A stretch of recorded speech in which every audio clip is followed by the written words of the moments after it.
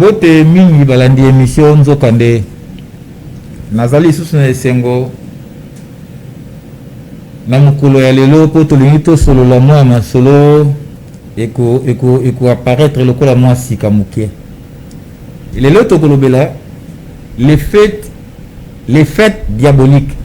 Donc les fêtes diaboliques. Donc ba fête diabolique nakolobela ba fête diabolique lelo, mais avant na lobela ba fête yango eza nini. Donc ba fête du diable soki eza nini nakopesa nazala mwa esengo mingi po bandeko mingi bakomi kobenga biso mpona koencourager, et puis bandeko ebele bakomi kopesa makanisi na bango na mateya oyo esali biso kitoko mingi. Yango tozoloba boye toza na besoin ya bato misato na nzokande. Toza kaka na besoin ya bato misato: bato ya liboso, bato ya mayele, bato ya mibale, bato ya makasi, pe bato ya misatu, bato ya misolo. Toza na besoin ya bato misatu po totambwisa masolo ya nzokande. Eza lokola moto mayele moko ya mboka na biso Félix Wazeko alobaki na zamba banzete ezalaka misatu: oyo telema, oyo tengama, na oyo elala. Esengo na biso yango wana. Avant nalobela ba fête diabolique, na lingi naloba likambo moko boye. Bandeko batali eloko ni ezosala na ebandeli ya mbula oyo toza. Pape aye na RDC, Macron aye na RDC. Ata pe tozalaka bazoba yango tina nini bakoyela po Macron alobaki ndenge yazozonga mardi cessez les faits. Apparemment cessez les faits yango esalamite bango bazoyela nini yango penza po ngana kotaka trop bitumba STT po inayebi kezaka bagambi bazoyela nini. Donc bazolinga koya ko renforcer système na bango buzoba wana. Donc bayebi ki dona fin un système normalement ngonga oyo mayele ya mwana moto nyonso se fungwami lelo mwana moto akomo comprendre, mais bazoya na système moko ba imposer biso kaka po bakanga biso kaka bongo na biso na buzoba na bango. Eyimbi atande ko Moïse Mbiye mais esimbite arrivé ya pape esimbite, arrivé pe ya Macron esimbite. Eza ba signe attend de la fin du système. Biso ba fin du monde te to ba fin système. Naza penza na esengo makasi nga mona ya papa Ngembo ya ko solo na bino lelo pona tolobela tina ya ba fête diabolique. Comment to fetaka ndenge moko mokili mobimba? Question na ngai ya liboso ya ngona. Ndenge nini mokili mobimba to fetaka ndenge moko? Alors, tangu oyo nzambe alobaki que la lumière soit, bandeko tomituna tangu nzambe ya Bible alobi que la lumière soit, ye nzambe ya Bible azalaki wapi? Question liboso na tuni boye: comment to fetaka ndenge moko mokili mobimba? Deuxième question: tangu nzambe alobi que la lumière soit, ye nzambe azali wapi? Na ngonga tozoloba soki epai na biso toza butu na bemina mikili misusu tongo ezali tongo etani na mikili misusu pe pokwa mikili misusu tongo. Sikoyo nzambe ya lumière soit ezalaki pona banani? Normalement soki nzambe alobaki que la lumière soit et la lumière fut, eza mokili mobimba. Boni mokili ngo tozomona ba misusu tongo ba misusu butu. Ilingi koloba mikili eza ebele. Batu na batu bazalaka na mokili na bango, batu na batu bazalaka pe na moi na bango, batu na batu bazala mopepe na bango, batu na batu bazala mabele na bango, pe batu na batu bazala moi na bango.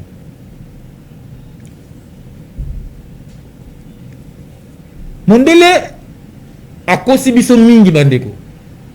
C'est-à-dire Mondele a utilisé la technique pe tactique ya grand mensonge pour akosa biso que toza na sud, tout ça va vaurien, tout ça va nigode, tout ça va nègre, tout ça va imbécile, tout ça va tout monaka, tout la meto monaka te. Na tout na likambu oyo. Fleuve Nil et banda wap pe suka wap. Ndenge batangisa biso na classe. Fleuve Nil et bani na centre Afrique. Pe mati ti na Égypte et que koya sous forme ya delta. Bande kuna ngai. Mai solo mai ekoki e matangumba. Mai penza ekoki e matangumba. Pona nini tile lo tozola mukakaka te bandeko. Pona nini tile lo tozola mukate. Mai penza eko matangomba. Gambi mortel. Soki pe okei na Bible. Okomona masolo nyonso oyo Bible beti. 2 saisons. Mbula elanga. Mbula elanga. Siko toyeba te. Bible yango ya tangu nini bandeko na ngai. Bozomo atake mukanda oyo eza taillé sur mesure pour na biso pour tozala oyo tozali tozala a contacter na nature na biso to koma batu moko boye bisambela sambela biloba loba bisala sala bakendaka musika bapesaka na ba air ya kosambela. Gambi mortel. Lelo tozoyekola le fait diabolique. Nakokende malembe pour te comprendre bien. Nakoloba boye. Fête diabolique et ça va fête nini. Et ça va fête du diable. La fête du diable et là ici va fête ya lokuta. Partout au koyoka diable et là saka mensongère mobuki ya lokuta. Tant que tolobi to soyek la fête du diable va fête ya lokuta. Pona nini to bengi yango lokuta? Po ba kosa biso tina ba feti baloba ya ndenge mosusu nzokande sese na yango peza ndenge mosusu. Biso mouvement spirituel racine principale des humains. Souci na biso ezala kaka bongo ya moto esa la tour ebele. Moto a tourner makasi. Moi maele muke oyo tozana yango ya ko voyager na passé, ya ko comprendre présent, pe ya ko voyager na futur. Ezala pe ya bandeko nyonso. Potolo ngona bongo wa mundele ezo senga biso lisanga. Lisanga ya mayele, lisanga ya makasi, pe lisanga ya bozwi. Tolo ngona biso moko na boumbu, pe tolo ngona bana na biso. Debu Congolais yemba oyo tokotike la bana. Tokotike la bana nini babuzo bakaka o na mituna ka bandeko. Nakobanda na date le 25 décembre. Le 25 décembre biso nyonso to sepelaka makasi. Il paraît mbotama ya Jésus. Mbotama ya Yesu. Kasi soki kaka totangi na Bible. Okomona tango oba yebisi biso Yesu abotami epai na bango Yesu akoko botamela bongo te pona nini. Po tango Yesu abotamaki Bible lobi babateli na mpate bakofanda libanda bakoyetolaka bamoto. Nzokande le 25 décembre na poto ezaka hiver. Hiver ba glace ekweyaka babiloko moko ndenge wana ba neige. Siko babateli ya pate bakofanda libanda na ebele malili oyo totuna te toloba te. Tokotanga na mukanda ya Luc chapitre 1 verset 26 31 à 32. Ndeko tangela biso mukanda ya Luc chapitre 1 26 31 à 32. Toyeba nano zemi yonga Maria soka ngota munini po abota Yesu le 25. Tokendeko au 6e mois. Au 6e mois, l'ange Gabriel fut envoyé par Dieu dans une ville de Galilée appelée Nazareth. Na 6e mois, ange ya nzambe na kombo nani Gabriel bongo bande ya place yango Au 6e mois, na 6e mois l'ange Gabriel fut envoyé par Dieu dans une ville de Galilée. Ange Gabriel nzambe atindi na ville ya Galilée. Toke 31. Na 6e mois nzambe atindi ange na ville ya Galilée pour que nekosala nini. Toke 31. Et voici, tu deviendras enceinte et tu enfanteras un fils et tu lui donneras le nom de Jésus. Voilà. Donc na 6e mois ange abimeli Marie. Pona kobisa Marie que okokoma na zemi pe okobota mwana na 6e mois.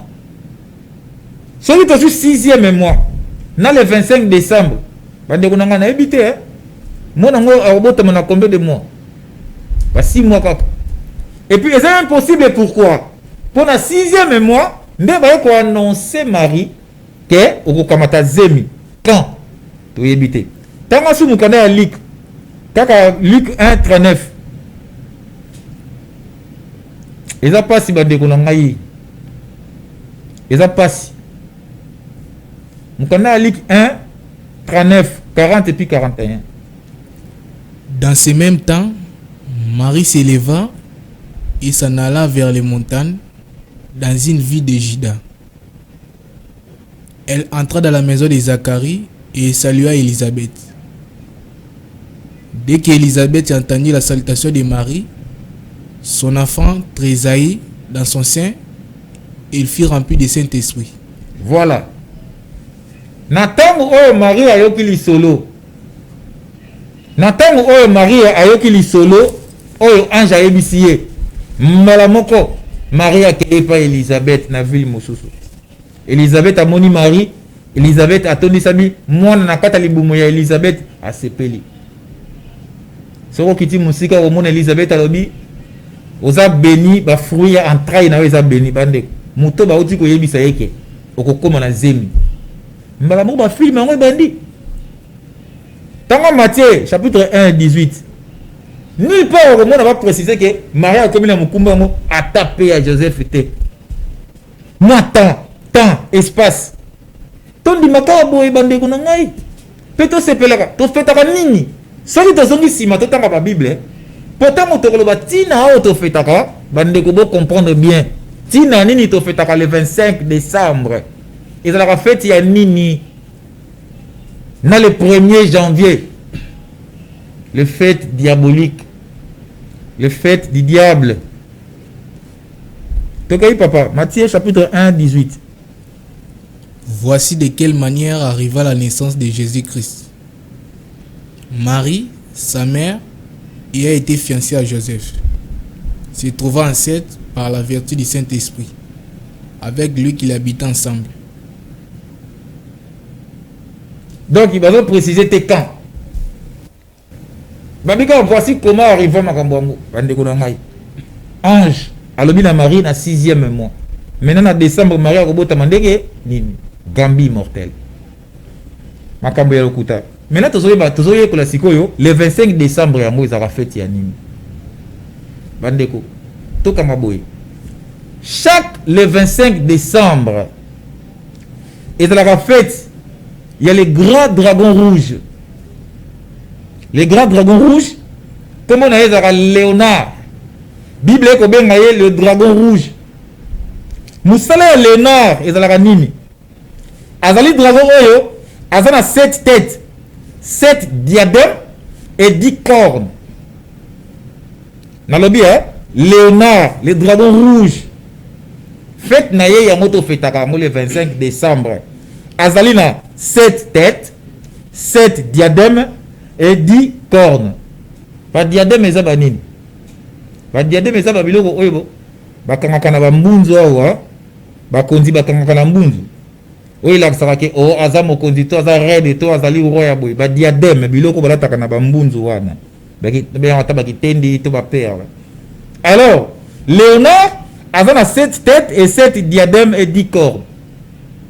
Moussala na ye eza nini Léonard? Léonard ayaka chaque le 25 ayaka na Afrique, précisément na Congo, entre Congo et Angola, nyonso na kika royaume Congo, là où tout a commencé, là où tout commence et là où tout doit terminer. Ayaka wana lié yango babengaka yango hécatombe, ezali lié à massacre, ezali lié à sacrifice, dépôt de plusieurs esprits africains.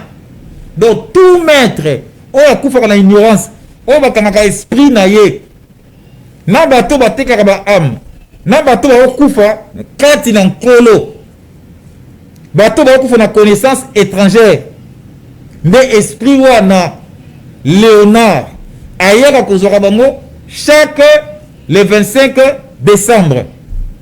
Aller-retour na ye pona koya kozwa ba esprit oyo bakangaka batiaka na hécatombe. Aller-retour na ye esalaka 7 jours pour avoir na 7 têtes. Aller-retour esalaka 7 jours. Maintenant 8e jour esalaka nouvel an, mbula ya sika, récolte mususu ya ba esprit. Alors pour dragon wana a opéré comme on a Léonard. Omoni Léonard bakataka ngo Léon. Léonard diminutif na ye Léon. Alors ce qu'on dit Léon au baloli ya moboy mbala moko opesa yo Noël. Nalobi bien Léonard diminutif ya Léonard ezali Léon. Ce qu'on kamati Léon au renversé ya mot et opesa yo Noël. Yango omonaka baza ko illustrer Père Noël. Tata moko alataka bilamba ya rouge na bando ya pembe na mutu na ye. Azalaka soki na bambwa liboso na si ndeko Donda Cruz ako illustrer image ya Père Noël. Entrenaka mon ba cadeau mike na sima. Bit neza nini ka komema ba étoile. Ba étoile mo sali ba grand abisso. Ezali ba esprit nyonso ekufaka na ignorance nde yango ba étoile. Donc Père Noël ezalaka Père Léon ndeko donne a illustrer image ya Père Noël pour comprendre makambo o na koloba. Dragon rouge avec diadème na mutu na ye pour avoir 7 têtes, 7 diadèmes et 10 cornes. Ndeko tanga biso mukanda ya Apocalypse 12:3 pour na ko préciser makambo na koloba.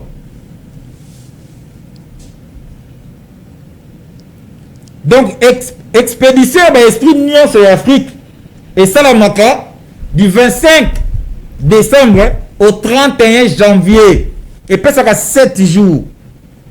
Maintenant 8e jour et ça une nouvelle récolte.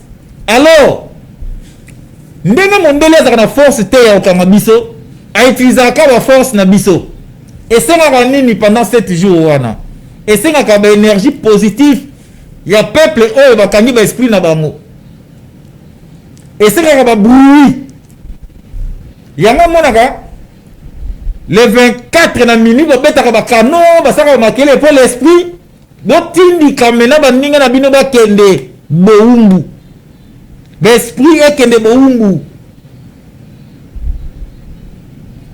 chaque le 25 décembre. Ndeko tanga mukanda ya Apocalypse 12 3e verset. Un autre signe apparaît encore dans les ciels, et voici c'était un grand dragon rouge, ayant 7 têtes et 10 cornes, et sur ces 7 têtes, 7 diadèmes. Continue. Ça qui a entraîné les tiers des étoiles du ciel. Ah, ça qui a entraîné quoi? Le tiers des étoiles du ciel. Les étoiles c'est quoi? Les stars, les étoiles, nos grands nous. Bande konabiso. Bon talaga illustration ya Père Noël. Bon comprendre makambo to loba. Ndeko to la Bible eza ba code de belé. Mystique eza ba code de belé. Léonard, le dragon rouge. Bon talaga Père Noël bien bon comprendre que c'est lui Léonard.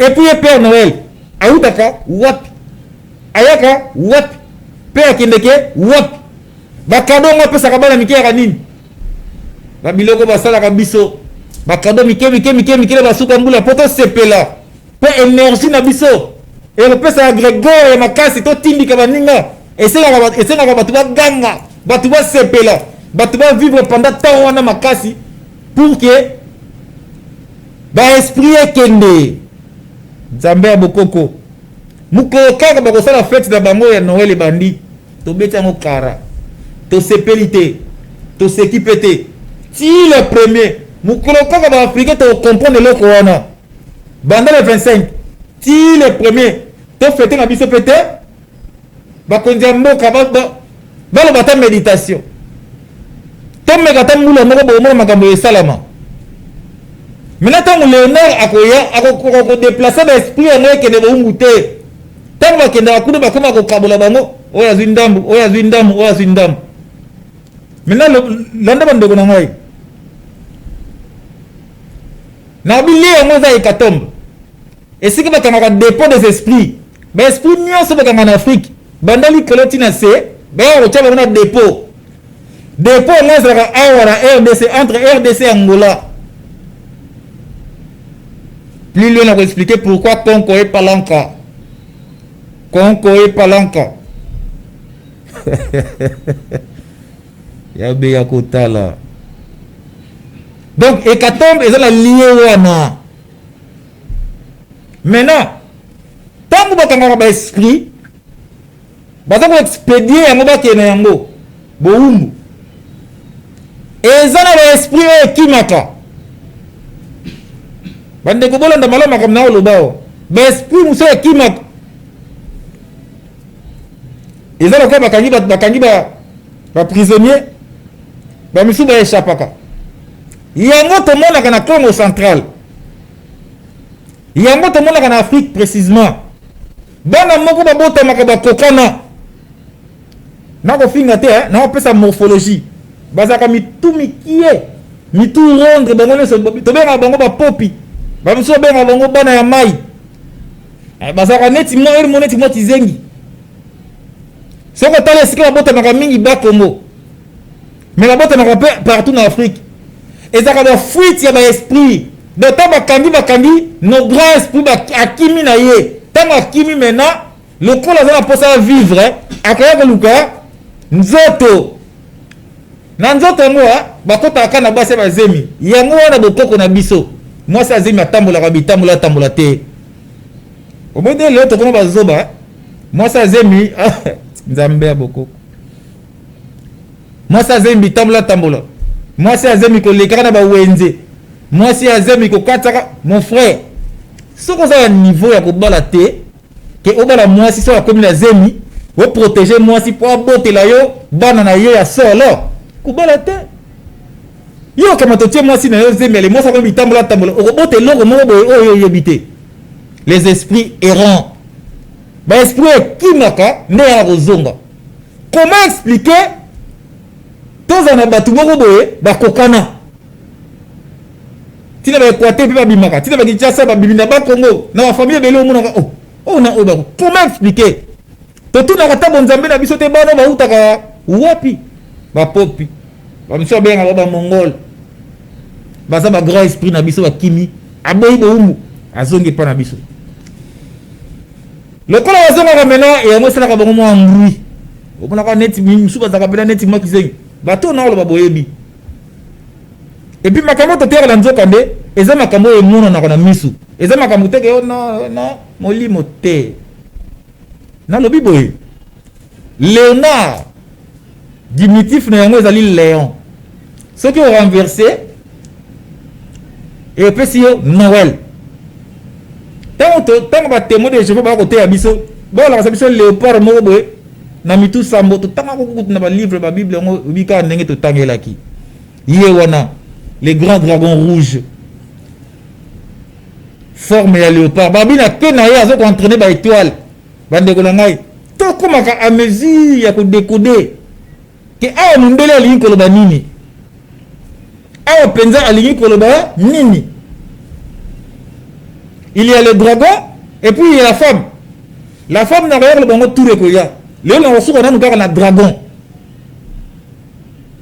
Fête wana et de la rapport à Père Noël, Père Léonard, Père Léon, aya ko kamata ba esprit oyo bakangaka biso bakende na yango. Démarche wana et ça là une semaine 7 jours. Pourquoi? Pour avoir 7 têtes, avoir 7 têtes et 7 diadèmes plus 10 cornes. Démarche on est là 7 jours du 25 décembre au 31 janvier. Maintenant les premiers et ça maintenant fait il y a une nouvel an, nouvelle récolte. Donc les premiers opération kanga esprit et zongi lisusu. Bande ko ngai makambo na koloba eza masapote mukoloka mokonza mboka moko koloba banda jour à Noël ti borone na yoka ba buruite bon comprendre makambo ko lekana ba mboka na biso awa. Tout a commencé ici chez nous, tout commence ici et tout doit se terminer ici. Bande ko to fongola pe misu ba feti mo ezamatina. Et puis il y a des signes bon on a fait tu on a tout na raté. Ba signe oh mon on a fait tu on a tout na raté. Pourquoi betaka ba canon? Pourquoi ba arbre à sapin?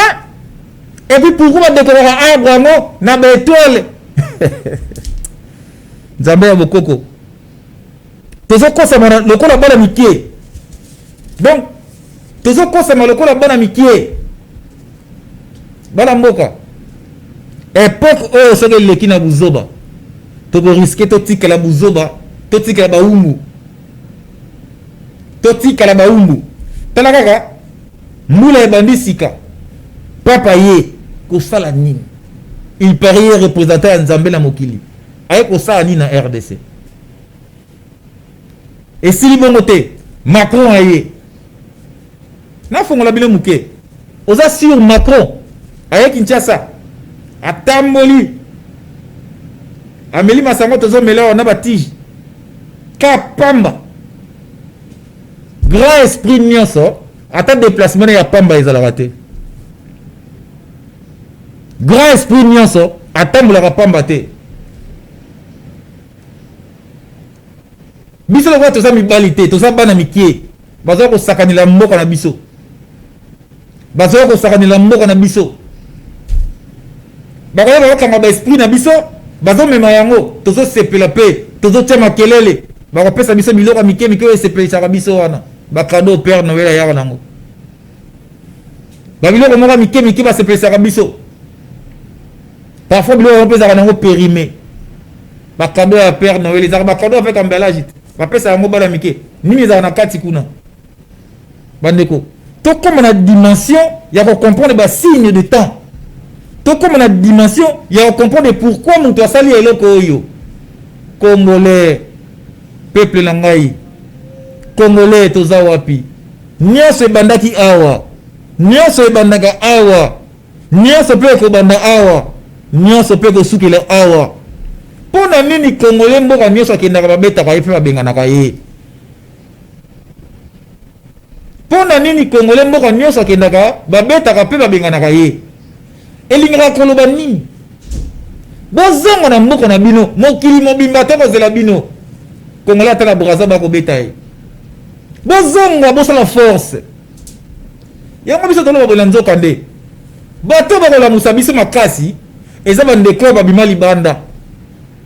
Bandeko ba diaspora. Bandeko ba diaspora bakofongola biso makambo ebele.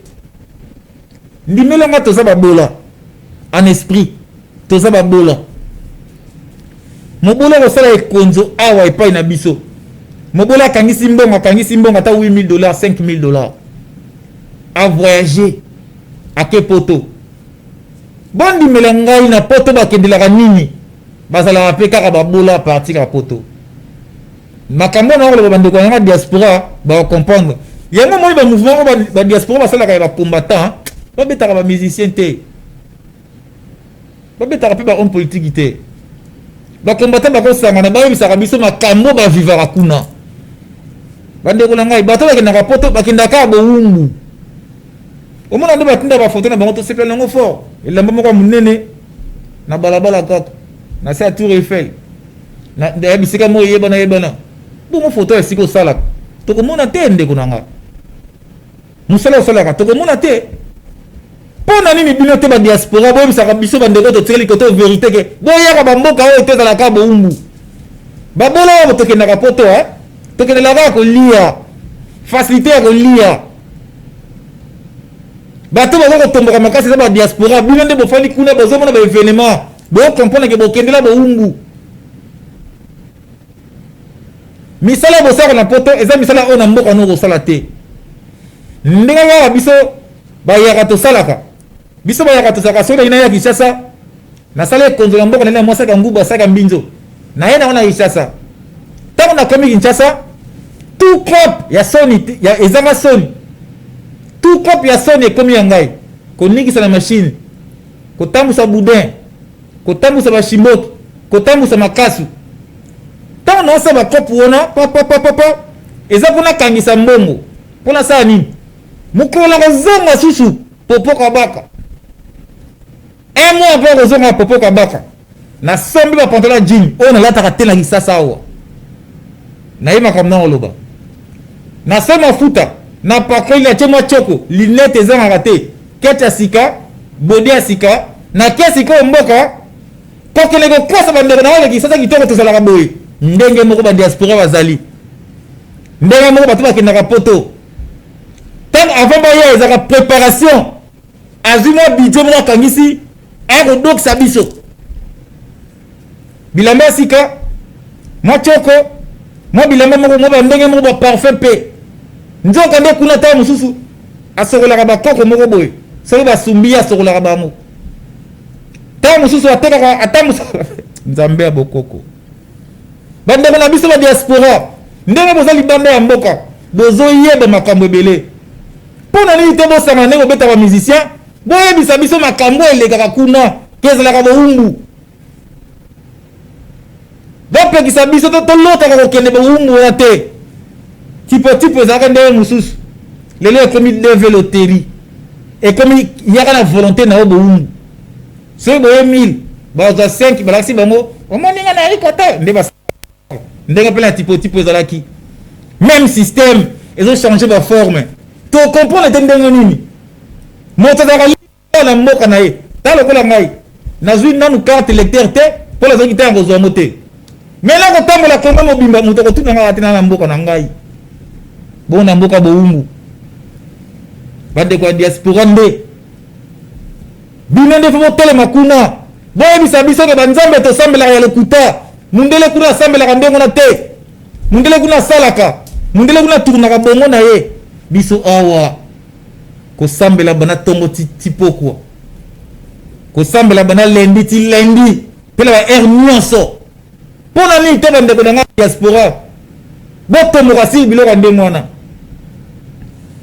neti bafeti ya boye feti moko banda tobotama ezanga motuna makolo nzoka nde basekele ezali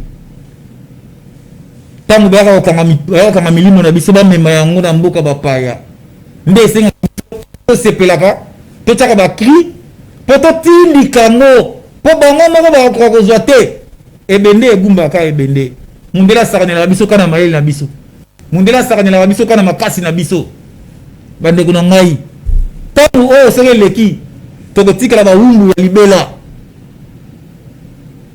yango nakosenga boye na bato tolobelaka makambo ya milimo la sécurité ancestrale mpo na nini te ngai se bobenga na koyela ngai tosangana tosungana bakonzi ya mboka tosungana na mboka na biso tozongana na bomoto soki tozongeli bomoto makambo ebele te esalanga mpasi ntango toyokaka bitumba este bateni ekutaka Kinshasa soki mpe ezalaka solosolo kuta bitumba baminduki ekutaka na bafrontière soki bakongolais balamuki bakomprendre patriotisme biloko nini kozala te biso tolingaka mboka na biso te tomilingaka te mpe tolingaka moninga te biso tozalaka ndenge nini so moninga aza liboso le sang ngai a échoué pour na kota wana tant na kota wana Gambie immortel pour na nini boye bandeko tala zoba yango afeti ya boye tala zoba yango bafeti oyo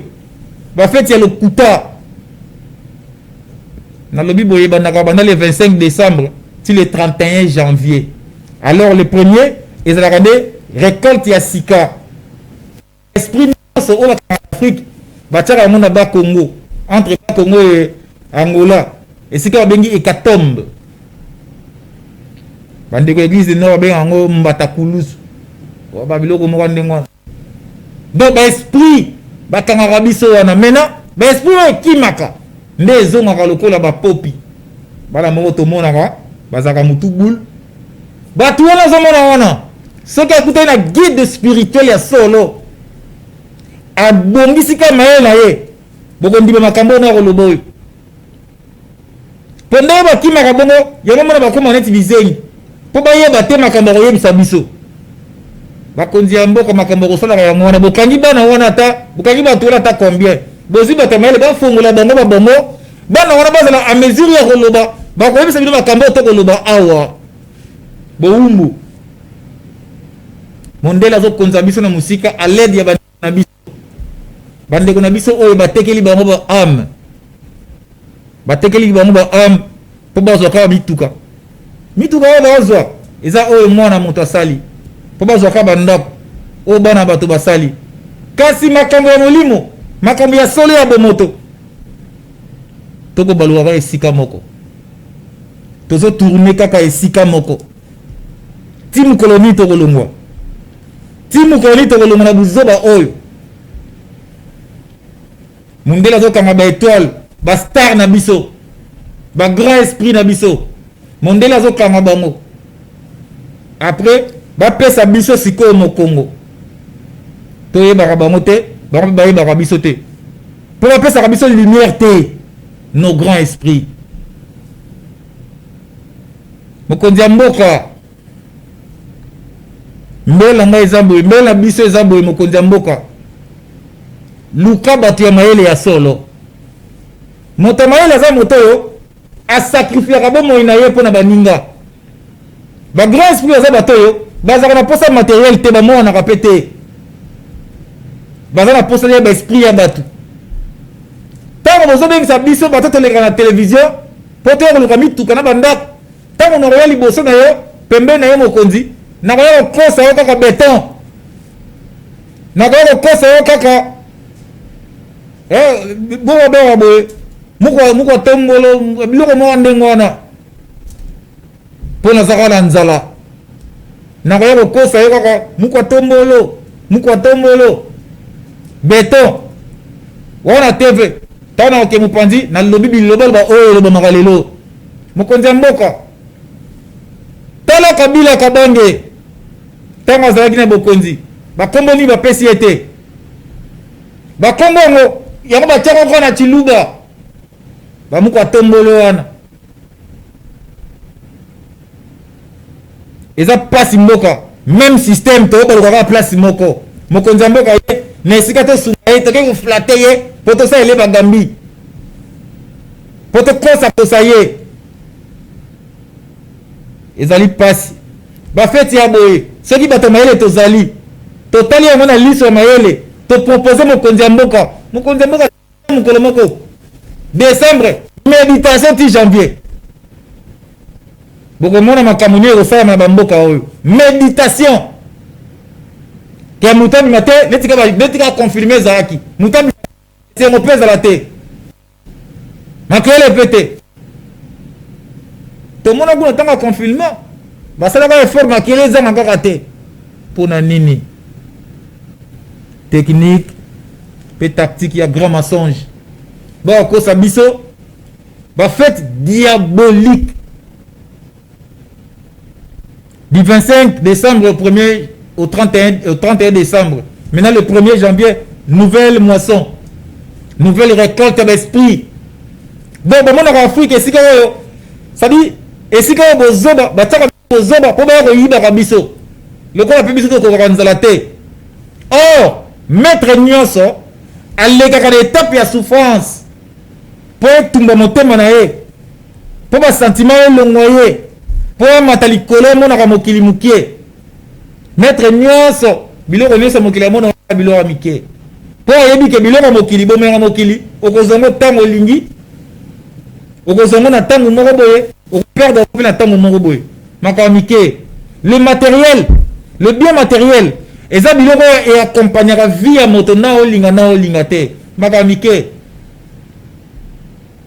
okonza moko luka bato ya molimo ya solo touti kolela tatongaki moto moko ya molimo na tv bandeko na ngai moto wana abouleverse mitu ya bato na makambo ya bagambi baange kingandi bato bandimeli ye lelo oyo nazoloba aprêter serment ya premier avocat ha motindami ya nzambe asalaka mosala moko na pasi na mbula na bisengo asalaka mosala moko soki omoni biso bato ya molimo oyo akomi kaka commerçant akomi avocat eza mosala ye te eza baplagiat eza bambongo tozwaka kolukaka na batelevizio nzoka nde moto ya molimo awelaka nde milimo ya bato lelo nalobeli mingi nini nalobeli les fêtes diaboliques na expliqué ebandaka le 25 décembre ti le 31 décembre après le premier ezalaka nouvel an yango ezalaka par rapport ya calendrier na biso te bible elobi boye la nature elle-même vous enseigne biso na calendrier na biso mbula ebandaka na mois d'août nabengaka ta mois d'août mbula ebandi ti toke 5e mois mbula esili tokoti elanga na août mbula ya sika yango wana et puis eza visible eza palpable sikoyo le 1er janvier mbula ya sika par rapport ya eloko nini na bokoko na biso sanza ebandaka ti eke kokota boyomonake sanza ebimi sanza ebandi ekomi na katikati tokomi katikati ya sanza eke ebungi sanza esili comment bako impose biso même calendrier na bango tokozala calendrier moko ndenge nini na mindele bato mayele boza wapi makambo oyo totiango na mesa tokozala calendrier moko ndenge nini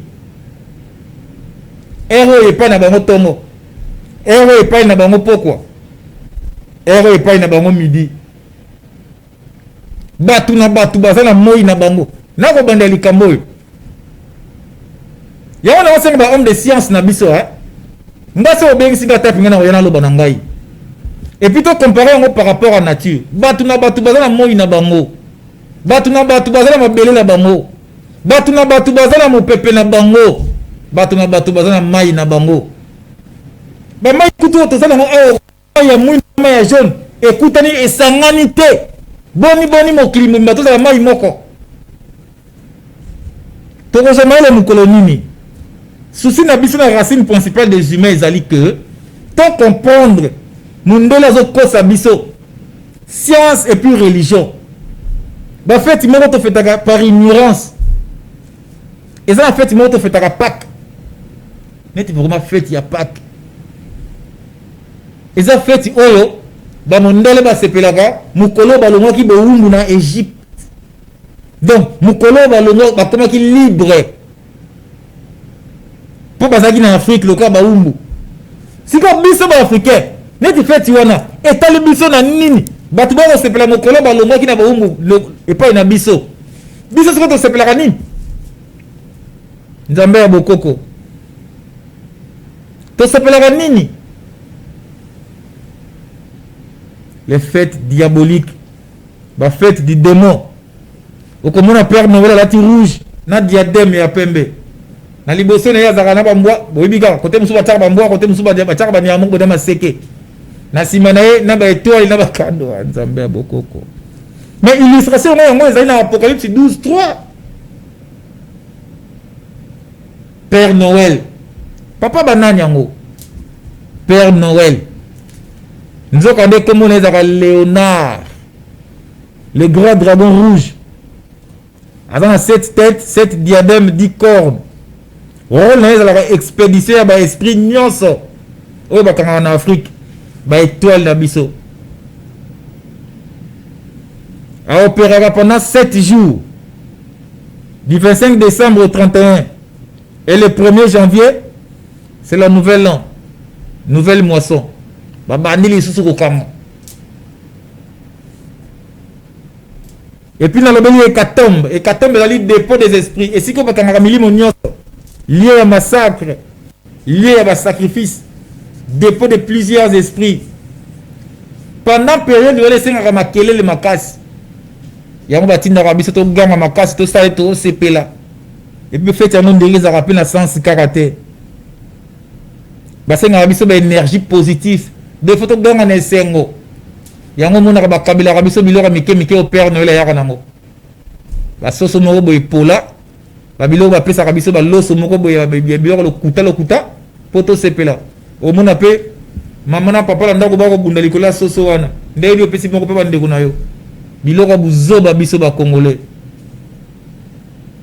ngonga yango bandeko soki totiki ntango oyo tokotikela kaka bazoba tosunga bakapita na biso bato baza liboso bagrand esprit na biso tosunga bango totalisa bango ke nzela tokokele eza mabe bwato eso ekoti mai bwato ekota mai papa ye Macron aye bakoluka nini tokomi na ntango oyo bible ebengaki prophétie ya Daniel libanga ya moke euta koto yebuka statut tokomi na ntango yango mais les gens ne comprennent pas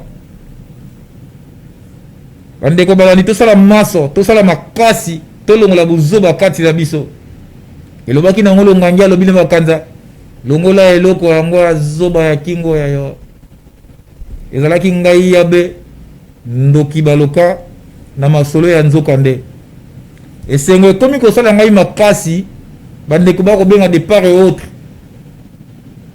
mbala moko bakomi koencourage ezosala biso malamu mingi napesi mbote na bato baye te napesi mbote na bato bakufi nayebisi bato toza na bomoi toyika mpiko tokolonga botika mo ezalaki ngai yabe ndoki baloka ti mokolo ya suka na kolobaka liloba moko